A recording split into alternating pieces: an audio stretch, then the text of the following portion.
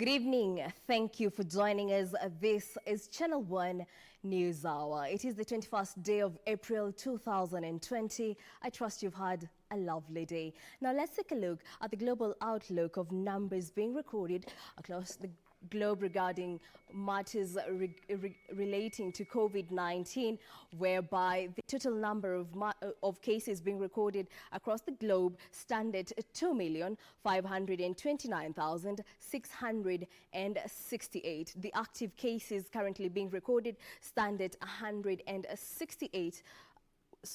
The total number of cases being recorded across the globe stand at 1,687,368, while the total number of recoveries currently stand at 667,624. Now let's cross over to East Africa, whereby currently in the country the total number of cases stand at 296, while the total number of active cases being recorded stand at 208. That is after 15 more cases were recorded earlier on in the past 24 hours, while the total number of deceased cases stand at 14, while the total number of recovered cases stand at 74. Now let's cross over to Tanzania, whereby the total number of cases being recorded stand at 254, while the active cases stand at 233.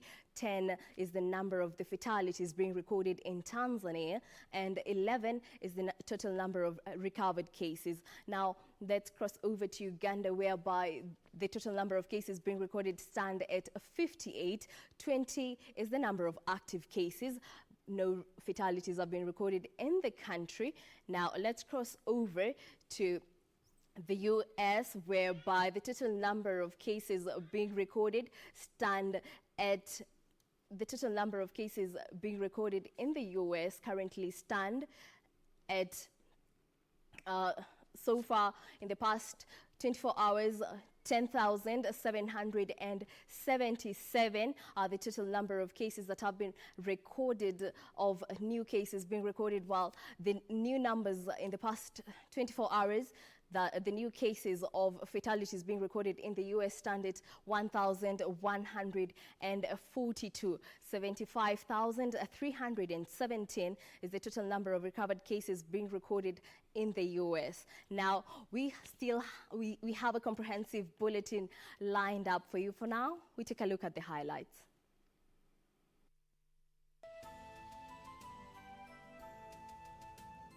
At least 4 killed by floods in Kericho County as floods wreak havoc across most of the country. In the last 24 hours, we have tested 545 samples, out of which 15 persons have tested positive for coronavirus disease. 15 more people test positive for COVID-19, bringing the total number of infections in the country to 296. And Chief Justice David Maraga rolls out full reopening of the courts as the effects of coronavirus continue to take its toll.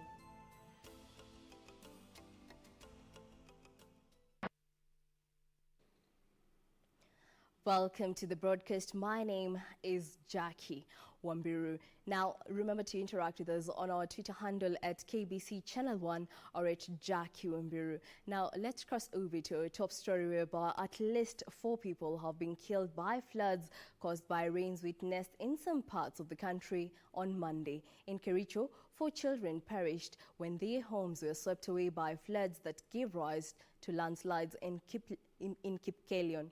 The region experienced more than 6 hours of downpour amid warning that heavy rains will continue to hit most parts of the country.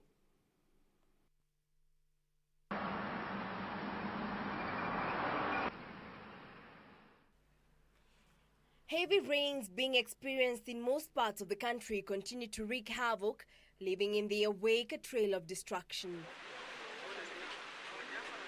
In Kericho, 4 children died on Monday after landslides resulting from rain swept their homes in Kipkelion West constituency. Among the fatalities are 2 siblings aged 12 and 15 years. Areas that were greatly affected by the rains which pounded over 6 hours include Kamasian and Kunyak, where a 14-year-old boy was swept trying to cross a river. Kajaribu kuokoa na majirani mpaka kitu saa moja alikuwa amepoteza maisha yake. Tumepoteza watoto 4.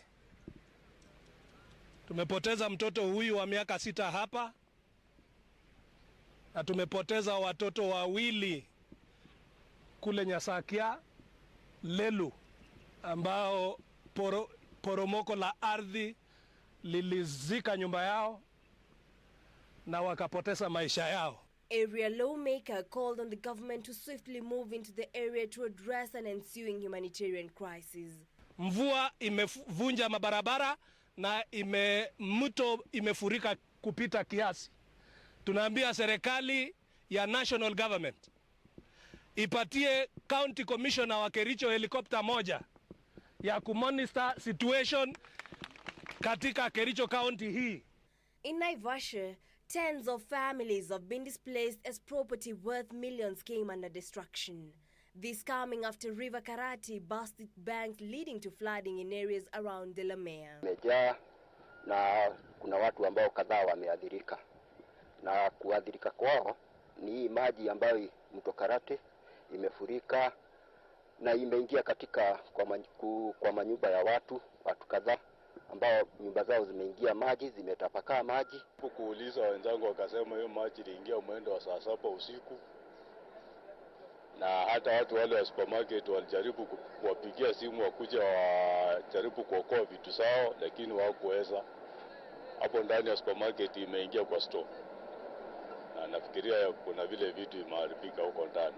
Sasa wakati nimekuja hapa nimeshtushwa sana na vinye hii mto ya Karate vinye imefuja bank na imeharibu vitu mingi sana, kama kwa supermarket, kwa store yao vitu ya mamilioni ya pesa mingi. Hapa nyuma yangu kuna hii butchery, kuna mafridge, kuna vitu mingi sana sasa zimeharibika. The riverbank could not contain the swelling waters resulting from the heavy rains that have been pounding the area. Tunaomba serikali iingilie kati, ni kwa sababu maji imekuja imetukuta mpaka kwa manyumba zetu. Ukiingia kwa manyumba zetu maji imezama huko, hata tunashindwa sasa tufanye nini. Katika ile highway bridge tunaweza tengeneza, ama serikali itengeneze tu, ijenge molding ambayo utakao kuwa ukizuia maji kupanda upande ya juu kuelekea upande wa manyumba za watu, ifuate mkondo wa maji vile inavyotakikana. Hata kama ni mto imefurika, hata kama ni mvua kubwa imenyesha, na hiyo maji haitawahi kufikia watu hapa tena. Meanwhile, residents of Kimelok area along Enkare Narok River in Narok North constituency have been urged to take precautionary measures and halt agricultural activities with possible flash floods forecast within the region. Authorities warn that the situation may worsen in the coming days, given that the region will continue receiving heavy rains. Finally, residents of Garissa have been urged to take precautionary measures and move to higher grounds. Garissa County Commissioner Meru Mwangi said water levels in River Tana continue to rise, adding that it could burst its banks any time now to avoid impending calamities. To be more specific, the areas along Garissa town and the Buda area towards Masarani and Sabubu area. Those are some of the areas that are normally affected by the flood. We want to ensure we sensitize some of the public so that they evacuate before the floods come.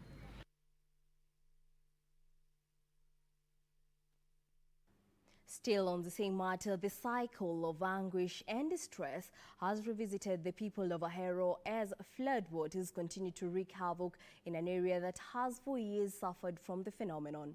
Hundreds of families have been forced to spend their nights in the cold after River NYANDO burst its banks Tuesday morning before flooding Kobura, Ombei and Apondo villages as well as Ahero market.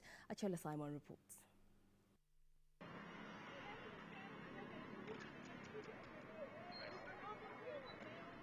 A heavy cloud literally hangs over Kisumu County as Mother Nature fired a warning shot of what awaits the county and many other parts of the country in the coming days following heavy rains, with the weatherman predicting sustained rains in the coming days.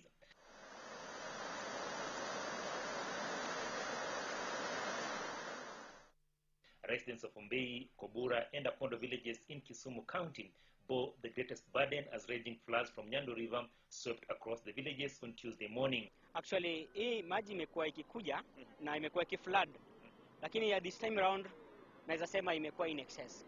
Kwa sababu imekuwa ikikuja huko mwanzoni, imekuwa ikikuja na sana sana huku maji haikujangi sana huko. Inakujanga na inabaki, kuna place ikifika inakwamia hapo ikienda huko chini. Lakini sasa hii this time round hata ukitazama huku imekuja in excess. Phenomenon we experienced it as much as this in 1961. But since the irrigation was instituted here, it went down a bit. But now it has come up, so we do not know where the problem is. And it is not just the villages.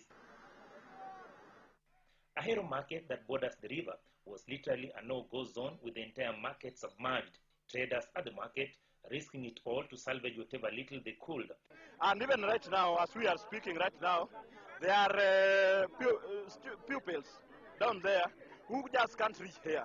And in fact, if there could be a boat, they could have rescued the situation by so requesting the county government at least to bring us anything to make us rescue those young kids down there plus their mothers.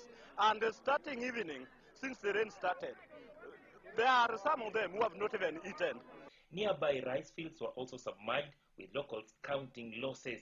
Most of the residents have now relocated to the busy Kisumu-Nairobi highway, with the latest phenomenon likely to see an increase in the waterborne disease, as well as casting serious doubts on adherence to the government directives in the fight against coronavirus. You talk of social distancing. How tukitazama hapa, jamani, 1.5 meters apart. Itawezekana hapa, na hapa tunapata usaidizi. Unasema corona ina spread fast kwa tukikaa karibu. Sasa tuseme hata hapa ukitazama jamani, hii ni distance kwa. They now want tributaries feeding into River NYANDO, and NYANDO itself desilted as a short-term effort to avert floods, as well as construction of Soin Dam, which could act as a long-term deterrent. The river sides, there used to be a lot of desilting, draining of this river, the tributaries of River NYANDO, and that really helped a lot. But in the last 2 years, we have not seen any desiltation or draining taking place. Achola Simon, reporting for Channel 1 News from Kisumu County. Well, thank you so much, Achola Simon, for that report. Now, President Uhuru Kenyatta will be on all our sister stations and on Radio Taifa at 7 a.m. That is tomorrow. Remember, it is at 7 a.m. Be sure to catch that live segment on our radio outlets. Now, moving on, 15 more people have tested positive for COVID-19, bringing the total number of infections in the country to 296. Health Chief Administrative Secretary Dr. Massimo Ngangi says Mombasa County continues to register high numbers, accounting for 7 of the positive cases recorded over the last 24 hours. The latest statistics coming amid questions over the low number of samples tested at a time when mass testing should have gained impetus. The number of confirmed coronavirus cases in the country is rising towards the 300 mark after 15 more positive cases were confirmed on Tuesday, bringing the total to 296. The numbers portraying a new trend where Mombasa County is slowly consolidating its status as one of the COVID-19 hotspots after registering 7 new cases over the last 24 hours. The 15 positive cases, 7 are from Mombasa, 6 from Nairobi, and 2 from Mandera County. I am glad to inform you that 5 patients have recovered and discharged. We now have a total of 74 recoveries. We are seeing an increase in cases in Mombasa. Yesterday we recorded 7 cases. Today again we've highlighted a new increase in number of cases. And this is exactly pointing out to the fact that we have established local transmission of this virus. And therefore communities do need to take charge. Community transmission being a major concern, with only 6 of the 15 cases being from the various quarantine facilities. And 9 were picked up by our surveillance teams. And this is a clear indication that the infection is increasingly growing within our communities. And it is therefore very critical that we observe very strictly the measures that we've put in place with regard to containment. However, the Ministry of Health says that the decline in numbers tested in the last 2 days was attributed to challenges with some of the sample kits across the various laboratories. We are facing a challenge with regards to some of the sample kits, the nasopharyngeal swabs and oropharyngeal swabs that are utilized for taking of samples. And therefore, that is why you're seeing our numbers in terms of samples tested reducing. We have, however, engaged our supply chains to be able to avail these samples so that we can ramp up our testing capacity. The ministry is now calling on Kenyans to play their part in flattening the curve by adhering to the ministry guidelines such as regular hand washing, donning of masks, social distancing, and obeying the curfew regulations. Nancy Okware, Channel 1 News. Well, that report by Nancy Okware brings us to our first break here on Channel 1 NewsHour. We shall be right back.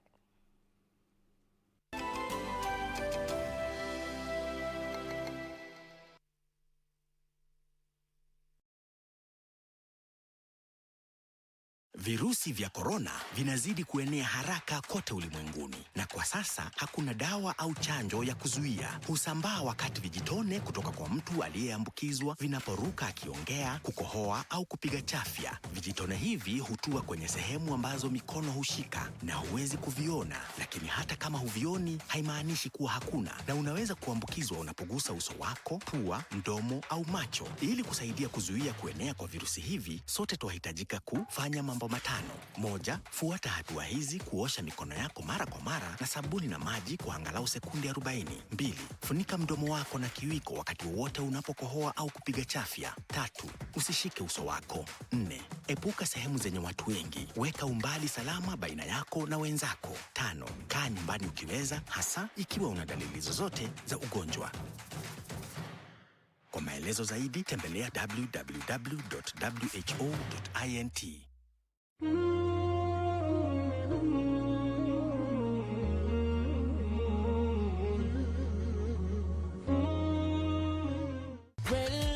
Embakasi Utawala tuko locked. Ungem Utanyaururu Kasuku Massive, Jeshi ya Nyeri, Coast Maua na Kura ko locked mbaya. Kigumo Ward na ambao wote wako ndani ya KBC Channel 1. Akulaliki Wednesday bila the ref. Mbotela Auta Idara Kitengela. Kiambu County 33 Pipeline Meru anawakilisha. Rongai Maboxa pale go down. Karatina Auta Mlolongo wana enjoy show. Lare Sub County Auta Githurai 45 Lanet Barracks tuko ndani yake. Okongo Auta Carnation Maragwa Seti Nairobi. Fika wako locked mbaya sana. Watu wangu wa Nakuru Ngwaro Auta Gilgil live kutoka Mazeras Bahati Massive Embo Thika Massive Siaya Shikambi Kakamega Bungoma County Kusia Boda Kisumu City Malindi yote iko ndani ya the ref. When I'm in Kenya, I tune in to the rave. Get your mind brave, focus, conscious. Kenya, East Africa. Right. Keep it locked. Calling out to every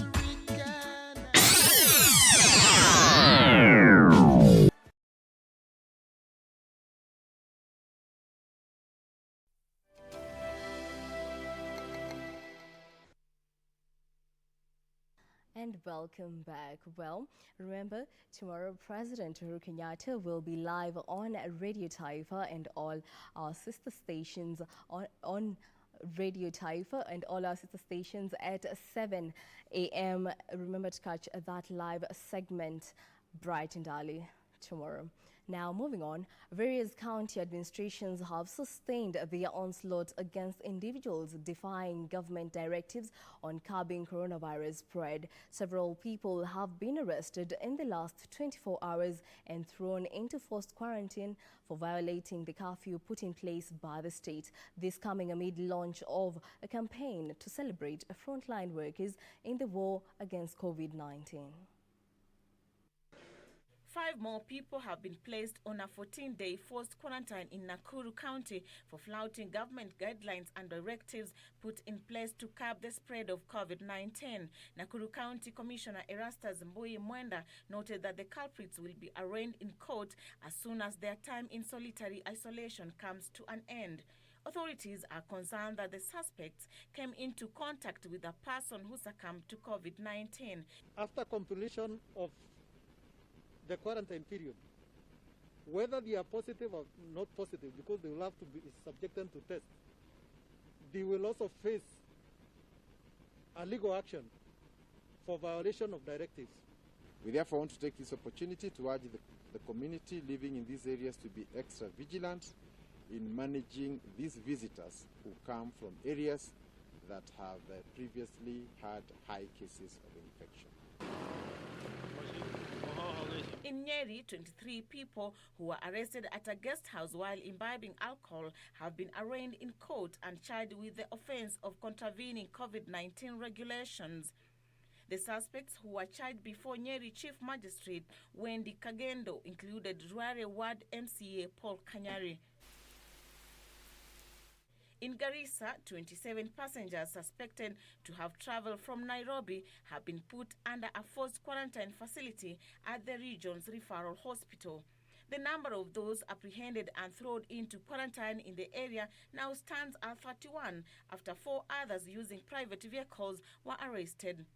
Garissa County Commissioner Meru Mwangi has warned bus companies against colluding with unscrupulous businessmen to breach law and order. Meanwhile, a section of Uasin Gishu residents have raised concern over rising cases of insecurity as the fight against the pandemic continues. While calling for increased security in the area, the locals disclosed that criminals have been breaking into their shops, taking away their business commodities during curfew hours. Sasa sisi watu wa Munyaka kweli kabisa hatuna ulinzi wa kutosha. Wakati ambao askari wanatuambia tuingie saa 1, watu wako ndani ya nyumba. Lakini baada ya kuingia wanabaki nje, lakini hatujui kazi kwa hakika ambao wanafanya. Wizi kila saa, leo wanakuja huku, kesho wanakuja huku. Hatulali. Tukiingia tu kwa manyumba baada ya kafi, tukikaa wanakuja wanaanza kuvunja mamilango. Tunaomba askari wetu na OCS wetu wakubali kufanya kazi ama na watukubalie sisi tunaweza linda mali yetu. Tuwe na vigilant team ambao wanaweza shikana na askari ili tukisikia duru mahali tunaweza saidia mwenye amepata na hiyo shida. Parliament in the meantime will audit billions of shillings donated towards the fight against the spread of COVID-19 following reports that some persons and government institutions were misappropriating the funds. Gilgil MP Martha Wangari says Parliament must play its oversight role in making sure that the funds are well utilized and used for the intended functions. Kazi yetu ni kuoversight vile zitatumika na tutakuwa macho. Tujue ni pesa ngapi zimewekwa hapo. Nimeona mpaka IBC siku hizi wana contribute. Sikujua wako na hadi budget. Ofisi ya DPP wana contribute millions of money. Hiyo pesa yote ndio iende kwa kutumika kwa kupea watu chakula, kupea watu masks. And former Kakamega Senator Boni Khalwale is calling on the county governments to stop taking levies in order to cushion Kenyans from the economic effects of COVID-19. We would like Governor Paranya to waive all domestic bills pertaining to water, electricity, rent, so that our people can focus on treating themselves and feeding their families. And finally, editors have joined hands with the healthcare sector players to boost the war against COVID-19. The hashtag #Sasita campaign encourages all to pause at midday to celebrate frontline workers in the war against COVID-19. Every Wednesday at noon, people are asked to pause to clap for healthcare providers, journalists, police officers, and others on the frontline as a sign of solidarity with the important work they are doing. The Kenya Editors Guild Association, together with the Kenya Medical Association and the Association of Nurses, has initiated a campaign dubbed Sasita. In this campaign, at midday every Wednesday, we will all stop and clap for all our healthcare workers. And this is a campaign that is being rolled out in different countries across the world.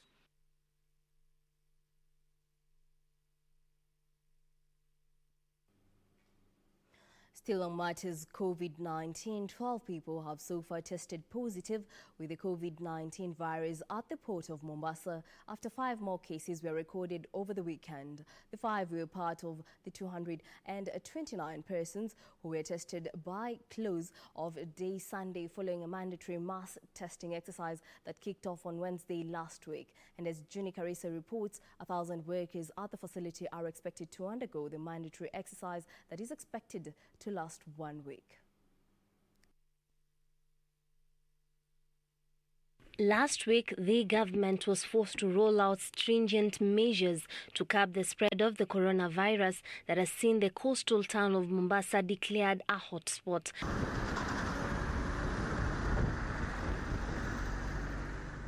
And with the port of Mombasa having recorded a high number of infections, including 2 fatalities, officials from the county health department will pitch camp at the port, with the government dispatching 1,000 testing kits for a mandatory mass testing exercise that is currently underway.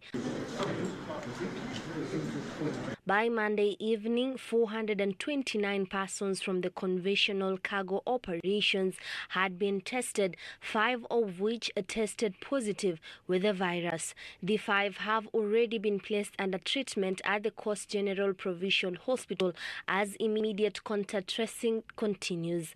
3 teams comprising of 3 health officials have been stationed at the Dock Workers Union offices at Gate 5, Operation Conference Room at the headquarters, and the container terminal operations. According to the KPA management, the week-long exercise has prioritized personnel from cargo operations and officers before extending the exercise to container terminus engineers as well as marine engineers and operators.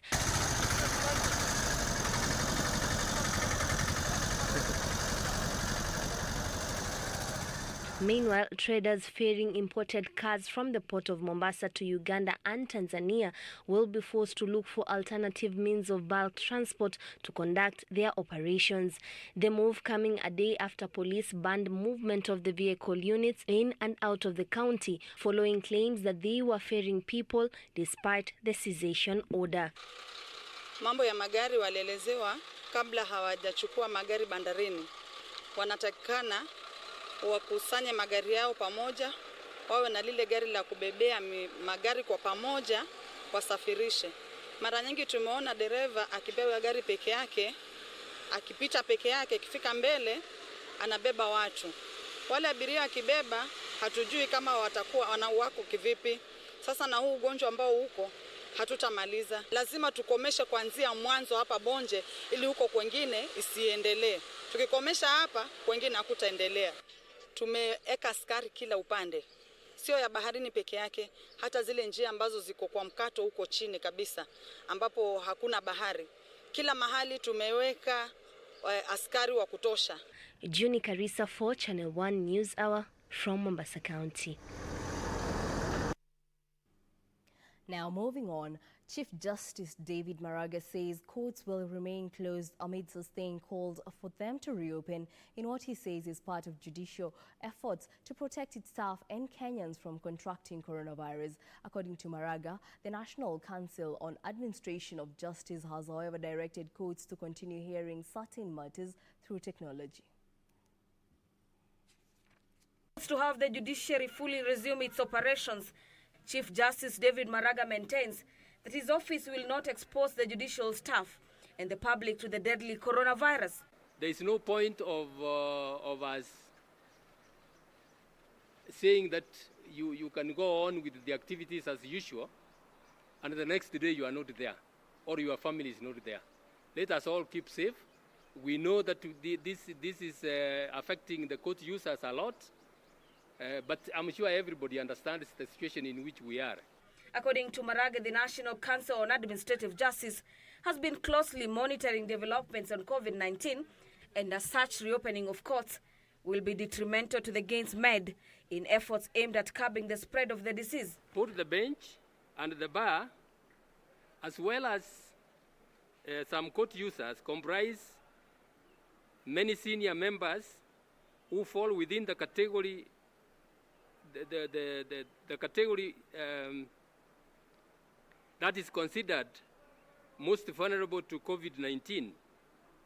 scheduling open court hearings and requiring them to appear personally in court will be putting them in harm's way.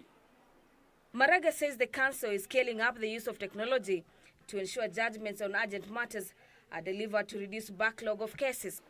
Except in exceptional circumstances, all pleadings are being filed and served electronically. This shall remain the case for the time being. Presiding judges and heads of court stations are requested to meet with their stakeholders to determine which matters can be heard and determined remotely.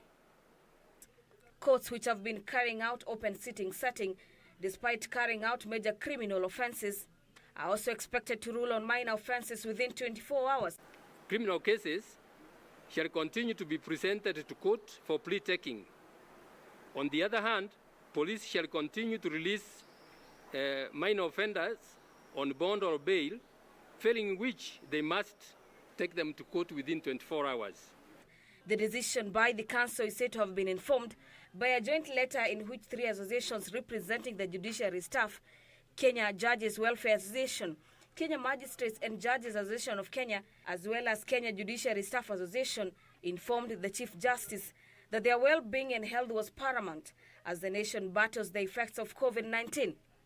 Reporting for Channel 1 News, I'm Gladys Mungai.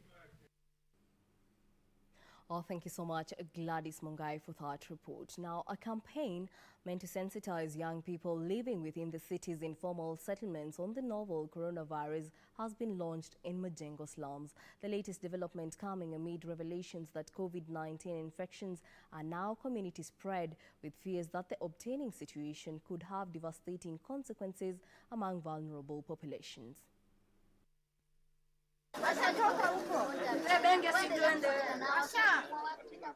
With majority of city dwellers living in congested shanties, the concept of social distancing and hygiene remains a myth for many. The World Health Organization reports that 60% of urban dwellers live in overcrowded places without water and proper sanitation. An obtaining situation that has prompted a group of youth from the capital to launch a sensitization campaign to create awareness on how to combat the coronavirus pandemic among those living in the slums. Led by Kenyan Bollywood actress Nadia Abdi, the group says it targeted slums as the pandemic poses particular risk for people living in informal urban settlements, and transmission of the virus is more likely. Today we are here in Majengo to create awareness about COVID-19. It's really a serious virus that has affected a lot of us, so that's why we are here. And as a token, we have brought some little charity that we could afford as Tosha in partnership with Esther to come and give them something small that they can push them ahead. We are seeing a lot of people not having face masks, and there's a bit of not a better word used, ignorance. Guys are not having a mask at the social distance. So we have come here to educate them, to give them the empowerment that through all these challenges that we face as individuals, as a country, we are here to stand with them. The initiative that saw area residents sensitized on best practices as well as viable guidelines saw locals receive face masks, sanitizers and food supplies, a development that was applauded by beneficiaries. Wamekuja kututembelea, wametuonesha jinsi ya kunawa mikono, jinsi ya keep distance, jinsi ya kuvaa mask, umuhimu wake, na pia walichotuletea kidogo si haba, itatusaidia. Those behind the initiative took the chance to urge Kenyans to follow guidelines issued by the Ministry of Health aimed at containing the spread of the deadly virus. By you protecting yourself, it's helping us. See, create a 1.5 meter, wear gloves, wear your mask, stay indoors. If you have nothing to do outside, just be indoors.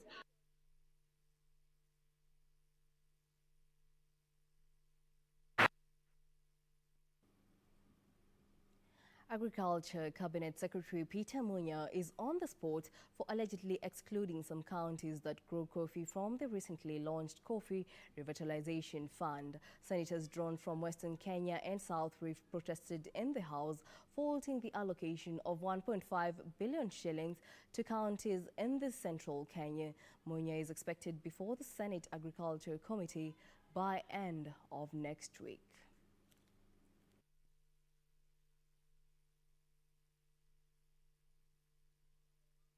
5 months after the first case of COVID-19 was reported, the world now has over 2.5 million positive cases and at least 172,000 deaths. The exponential growth of the virus across the globe has presented the biggest headache yet for health experts in Kenya and indeed the world. Our reporter Caroline Kimau engaged a leading virologist and immunologist to understand more on the virus that has left scientists burning the midnight oil to find a vaccine. Thank you so much for joining us. My name is Caroline Kamau. We continue with the conversation on the COVID-19. It's a disease that was first reported in Wuhan, China last year. Right now we are at over 2.4 million people globally. The disease is highly infectious, and today we will be talking to a virologist in the country, Professor Omu Anzala. He's one of the lead virologists and immunologists in the country. He'll shed more light on this virus. Dr. thank you so much for joining us. Pleasure. All right, so we'll get right into it. The coronavirus and its resemblance, for example, to SARS and to MERS. These are diseases that were there in early 2000, but they were dealt with very quickly. What is so different about COVID-19 and why is the rate of infection very, very high? The coronaviruses are not new. These are viruses that occur in humans, because there are 4 human coronaviruses. If you include SARS that occurred in 2002, and if you include MERS that occurred in 2003, then we are saying there are 6 human coronaviruses. And then the wild animals have a lot of other coronaviruses. The difference between this virus, coronavirus now, and the human coronaviruses, the 4 common human coronaviruses, and SARS and MERS, is that this particular one is much more infectious than previously seen with the other 2. It's much, much more infectious. Number 2, it also causes more severe disease among a segment of population, and hence the difference between this particular coronavirus and the 6 coronaviruses that we already know that cause problems in humans. Why would you say it's more infectious? What is it about this virus? It is more infectious because, for one, we believe the way it is spread. For one, it's spread through a droplet infection. But it is also spread by the droplets landing on the surfaces, and these viruses surviving on the surfaces for a slightly longer time. So that not only are you exposed through a droplet infection from somebody who is infected, but you are also exposed by touching surfaces that are contaminated by these droplets and touching your face or your eyes. So it has all these modalities of infection. And what we know now is that it can exist on surfaces for 2 to 3 hours or even 6 hours, hence making it more contagious. Yes. We've heard, of course, from doctors the aggression this virus has, especially on the elderly. Yes. And of course, explanations around that has been sometimes these people have conditions that they're dealing with. Yeah. However, just make us understand what happens to a human body, the immune system of a human body, as we grow older, so that then they become more susceptible to this disease. Actually, there are 2 aspects, and it is a word that we use in science called immunosenescence. Immunosenescence means aging of the immune system. As we grow older, the immune system ages as well, and as the immune system ages, it also it becomes weaker and weaker in terms of its ability to respond to infections, inability to respond to tumors. That is number 1. Number 2, comorbidities, these are infections that come to us, like diabetes, like hypertension, all right? Things of that nature also happen to weaken the immune system. So this virus seems to thrive in those individuals who are elderly because of the weak immune system. But at the same time, those who have comorbidities, because these comorbidities, the hypertension, the diabetes, and all these other conditions also weaken the immune system. And that's why we see those who are passing away tend to be the elderly, and if they are young, tend to be those who have all these other surrounding conditions. So is there anything that an older person can do to boost the immune system? Yes, one thing is that what we are now recommending is that ensure that people in that age bracket are protected. So if they live in a home for the elderly, that home should totally be locked out from normal individuals. They should all ensure they observe distancing. They should all sanitize. The place should totally be clean. But at the same time, let them ensure that their comorbidities are taken care of properly. If it's hypertension, it's managed. If it is diabetes, it is managed. And if it is any of these conditions are properly managed. But the whole issue is to ensure that they are totally prevented from getting what? Getting infected. Yes. Let's get into the vaccine that people feel, or the treatment that people feel is taking a little longer than they would hope to treat this COVID-19. However, in the country, much as we have 281 cases as of yesterday, we have several people who have recovered as well.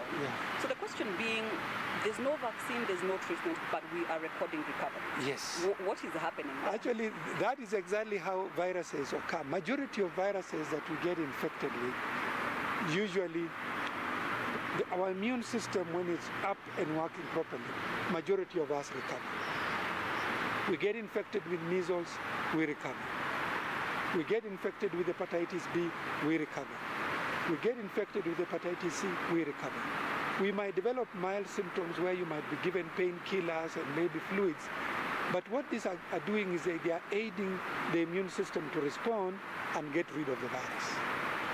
So recovery is actually a very good thing, because recovery also begins to teach the scientist how the immune system reacted to get rid of the virus to lead to that recovery. And that is the information that is used to then develop a vaccine. Realize that the previous 6 coronaviruses, there is no treatment. Realize also for the 6 coronaviruses, there is no vaccine.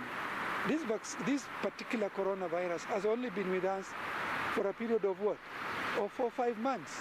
So when I hear people saying it's taking too long, I'm surprised, because from the time the vaccine was, from the time the virus was isolated, within 2 months, a test was developed to be able to test and say this person is infected or not. All right? That was unprecedented. A period of only what? 2 months. Now we are looking at various drugs that have been said could work. Clinical trials are being done. We are also looking at vaccines. Okay? Research and development is going on. So it has only been 3 months. Yeah. What we can actually say is that let's observe the measures that have been put in place, so that we give ourselves time to find a proper treatment, and also give ourselves time to actually find a vaccine. I think, Daktari, if I could just add into that, I know the frustration of most Kenyans, the frustration of people in Nairobi, for example, is the guidelines that have been issued. Okay? Yes. We are told to stay at home. Yes. Social distance. Yes. These are things that it's a new normal, it's being called. Completely. So I think this is the frustration of most Kenyans. But 4 months is too long for most Kenyans. How much longer can we? I wish I knew. I totally wish I knew how long it's going to take for us to find all these things. But look at China. China is never the same. All right?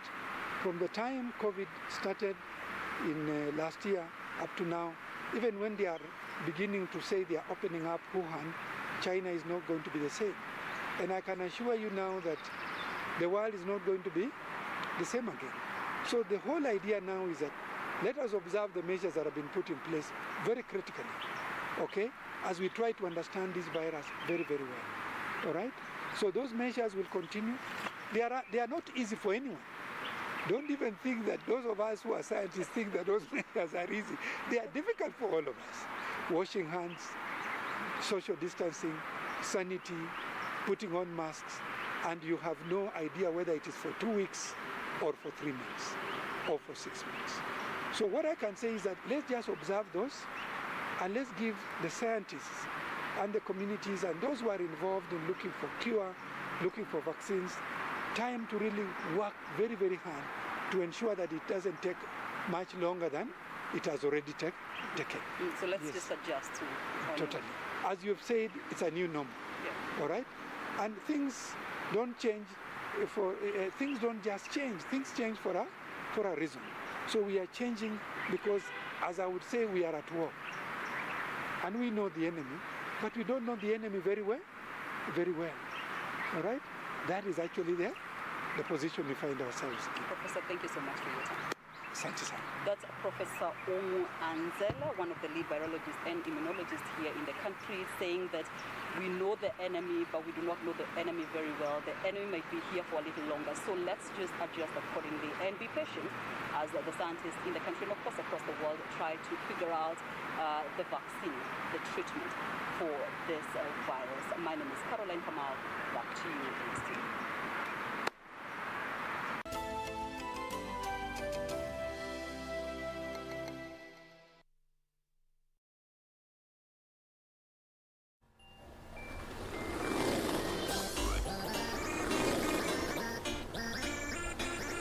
Yo, remember, ukitaka kustay safe from coronavirus, lazima ufuate hizi steps.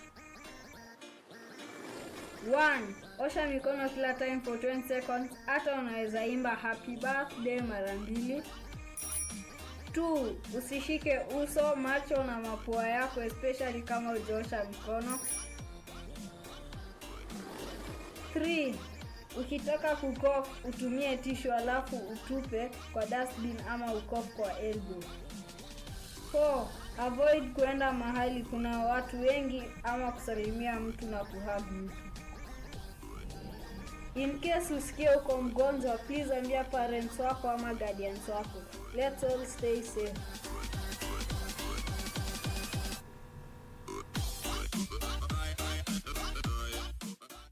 Next on Corner. You would think for once you wouldn't be on my case. I wouldn't be on your case if you learned to be more responsible. What is wrong with you? Get me to include women.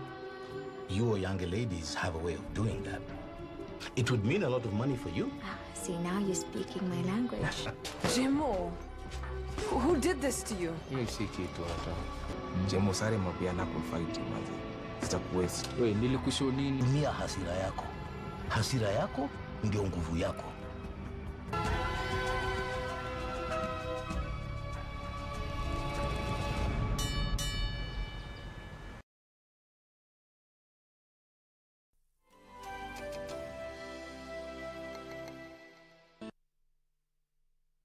Welcome to the broadcast. Well, remember to catch His Excellency President Uhuru Kenyatta on all our KBC radio stations, that is Radio Taifa, English Service, Pwani FM, Shoro FM, Mwago FM, Minto FM, Kitwek FM, Mayenga FM, Ingo FM, Ifteen FM, Nosin FM, Eastern Service, Western Service, and Embu service tomorrow at 7 a.m. That is on all our KBC radio stations.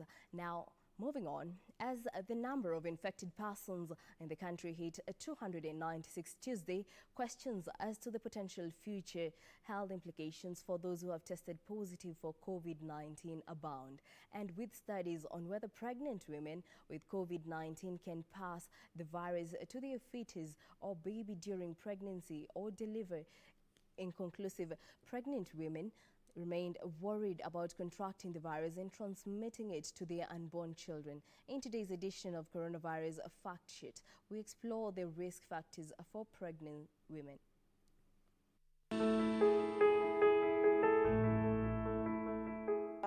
A lot of questions have been asked on whether a mother can transmit the virus to the unborn child in her womb. And so far, there has been no evidence of this. There's still some research ongoing, and the scientists will be able to tell us more definitively if this is actually happening. But to the best of our knowledge, there's no evidence that this newborn child can get coronavirus from the mother in the womb. However, mothers are a bit vulnerable to getting COVID-19 because when a mother is pregnant, this makes them have an element of lowered immunity. So they are more vulnerable. And so pregnant mothers are encouraged to stay at home, to work from home, and to avoid generally public places where they can be exposed to this virus.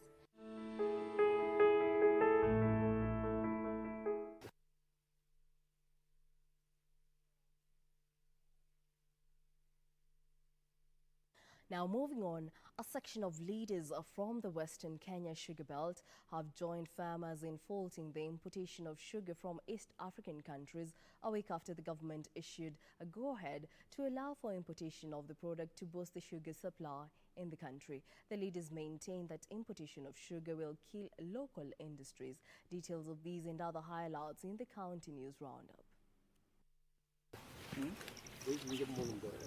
A section of leaders drawn from the Western Kenya sugar belt have joined the sugarcane farmers from the region in challenging the importation of sugar from the East African countries over what they term as a move that will kill local industries. Their plea comes after the government issued a go-ahead to allow importation of the product to boost the sugar supply in the country. The leaders maintain that the Western region has a capacity to produce enough sugar for the nation. Tulikuwa hata kupitia kwa ofisi zingine tumepitisha ujumbe kwamba kuna hili kero ambalo linakuja, na hata vile nilikwambia niko na information hata records ambazo tukimaliza mkutano huu naenda kwa mkutano mwingine na gavana kumweleza haya mambo ambayo yanaendelea. Inakuwa ngumu kusema ya kwamba naenda kwa factory na wanasema hakuna mahali tunapeleka sukari. Kumbe laini ilikuwa imetokezea upande ya Uganda. Nataka factory zetu zitoa sukari na inditi zinatoa sukari ya kutosha Kenya mzima. Elsewhere, residents of Kariobangi South are calling on Kenya Power to investigate a landlord whom they accuse of using illegal electricity connection, which is damaging their electronic gadgets. The residents say that their complaints have been met with threats and forceful evictions. Mahali tunaishi hapa kwa hii ploti stima ni ya wizi, huwa anatuambia ni ya mulika. So inakuja na moto mwingi, mara imechoma vitu zetu zote, hata watu wote wako hapa wamechomekewa. So wakati complain nikamwambia nilipe vitu zangu zile nimechomekewa nazo raudi, akasema hawezi kubali. Akaniambia baadaye tu nimlipishe, akanipatia wakati akaniambia mimi ni hame, amenipatia tarehe moja ni hame. Meanwhile, a boda operator based in Non-Kopir area of Kitengela town in Kajiado County has been evicted from his house for failing to pay monthly rent worth 11,000 shillings and is forced to seek shelter at a deserted kiosk. Davis Odhiambo is calling on well-wishers to come to his rescue. Kwa sasa hivi hakuna kazi. Mwenyewe naye anahitaji pesa zake za bodaboda. Ukifanikiwa 300, hiyo ingine pengine umefanikiwa hata 50, hiyo 50 ndio sapa, hiyo 50 ndio lunch. It is, however, a different script in Emaroro town in Kajiado East, as John Olemoiko has taken a different approach, waiving rent in both his residential and business premises for 2 months to cushion tenants against the effects of COVID-19. Nyumba tunalipanga 5,000 na stima mwenyewe analipa kando. Umetuambia tusilipe, atatulipia. Ikiendelea tena, tutakaa chini tena, nipatie nafasi ya mwezi mwingine moja, at least ndio wapate shida kwa sababu watu ni watu ambao wanafanya biashara, ni wakaaji ambao wanakaa mahali mbali. Finally, residents of Botenga area of South Mugirango constituency are up in arms over the poor state of roads linking the area. The irate residents decry untold suffering occasioned by difficulty in movement by both people and goods via the Nduru Rongo University Road. Wengi wanajua hii barabara iliwekwa ram, lakini saa hii mnaona ni masimu tu yameendelea huko hapa, magari yanakwama, na hii barabara ina connect Nduru Secondary na Rongo University.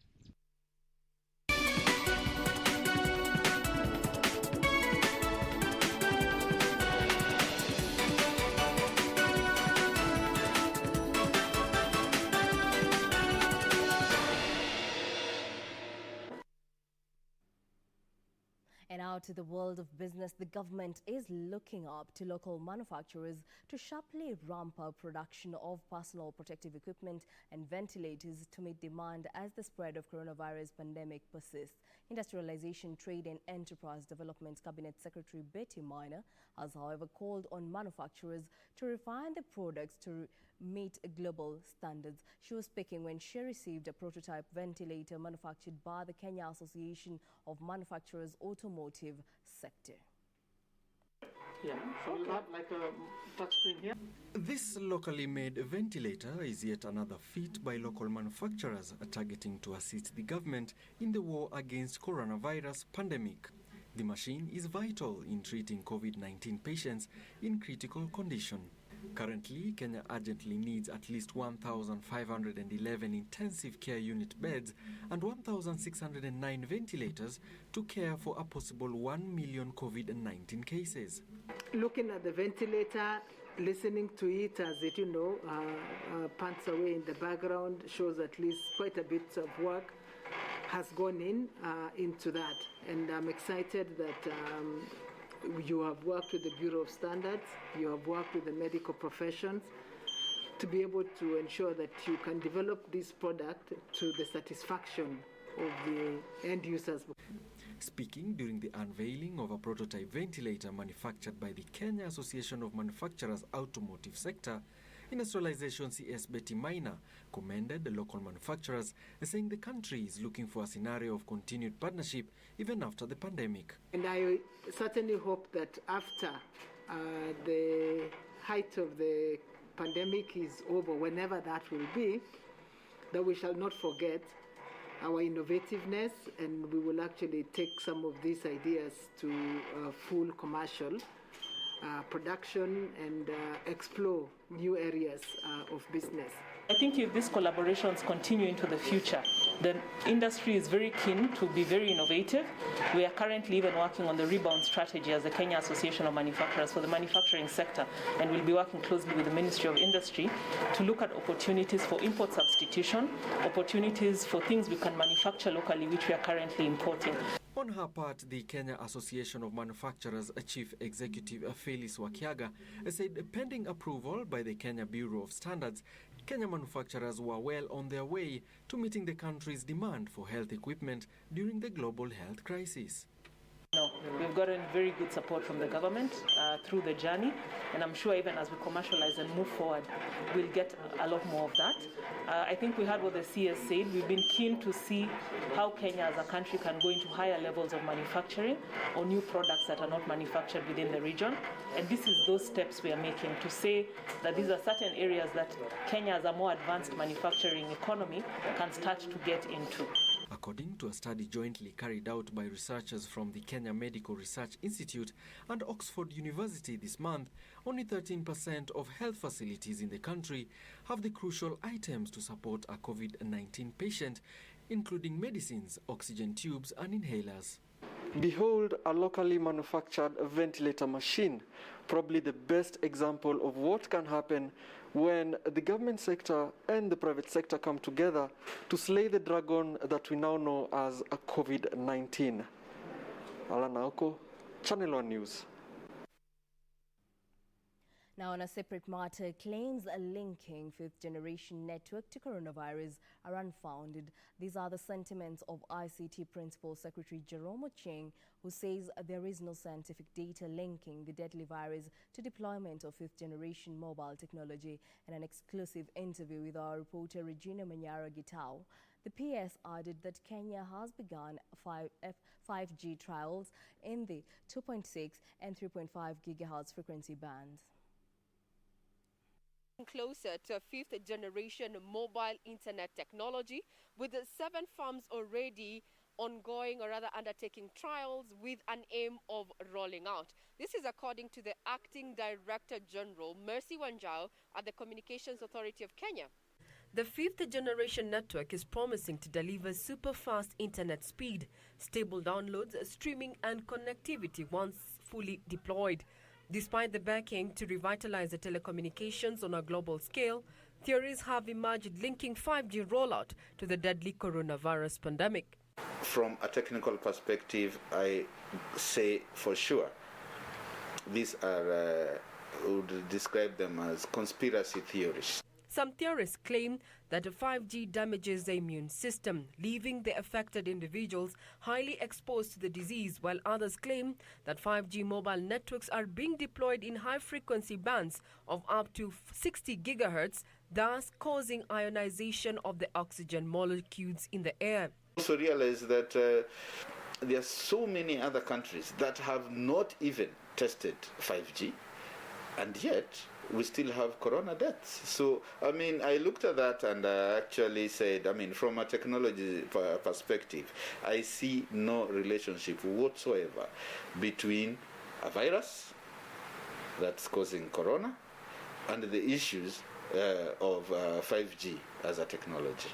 ICTPS Jerome Cheng revealed that plans are at an advanced stage to deploy 5G network in the country, with trials already underway in the 2.6 and 3.5 gigahertz frequency bands. So we are saying, in terms of facilitating government services, then technology has played a very important role, or ICTs have played a very important role. Secondly, learning. A lot of institutions are now providing their learning online through the various platforms.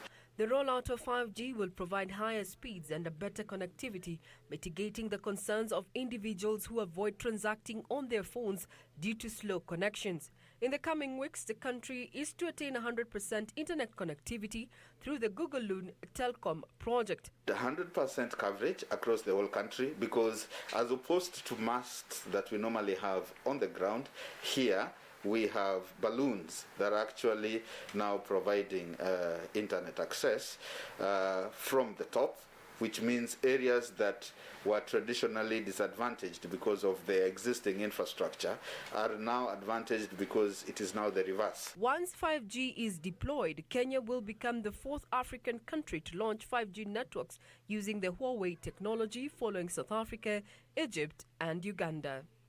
I'm Regina Manyara Gital reporting for Channel 1 Business.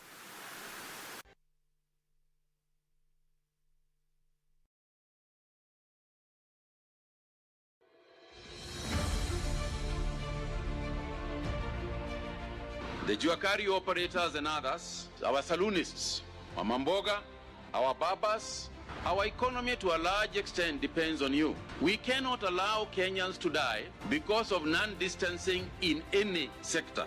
So those of you who are carrying out the hair-cutting business in barbershops, in saloons, I am appealing to you today.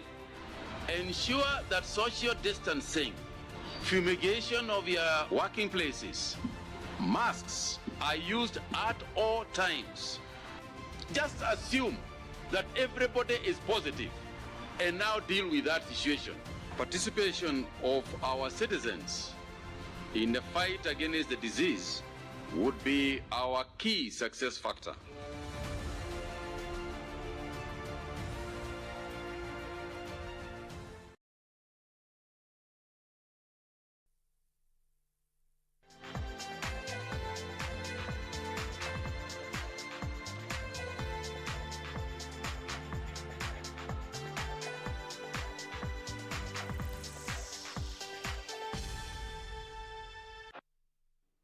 And in the sports arena, most coronavirus cases in Liverpool have been linked to their Champions League match against Atletico Madrid last month. More than 52,000 fans attended the tie, with 3,000 fans traveling from Madrid.